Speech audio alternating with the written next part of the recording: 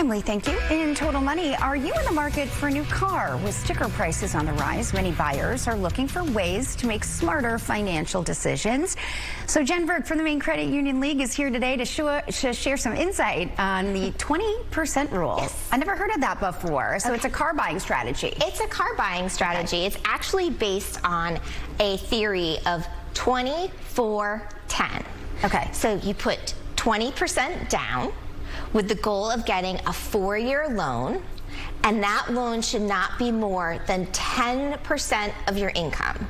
So you need to figure out your car payment, and when you're thinking about both your car payment and your overall car expenses, like insurance, gas, that's got to figure into that 10% equation, because you don't want to be car poor. You don't want to purchase a car that is more expensive than you can afford, or it costs you from putting money away in savings. So the 20% rule is a great rule of thumb to follow if you're able to. Okay, so it always makes sense, right, to make sure that you're not poor, house poor, car poor. But why in this particular economy is it so important? Because car prices have increased dramatically, and interest rates are still relatively high, especially if you don't have great credit.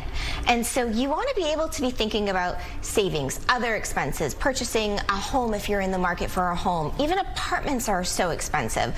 And cars are one of those costs that don't appreciate in value.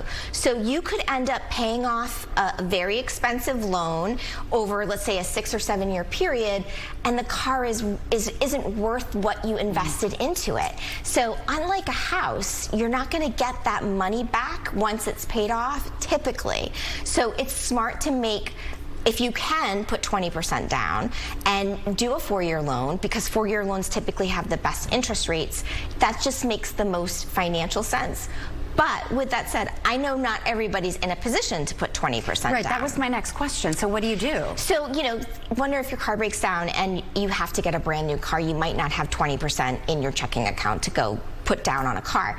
You just really need to stick to your budget and not overextend your budget in purchasing a car, and that's when thinking about 10% of your total income. So don't purchase anything that's more than that, because again, you don't want to be car poor.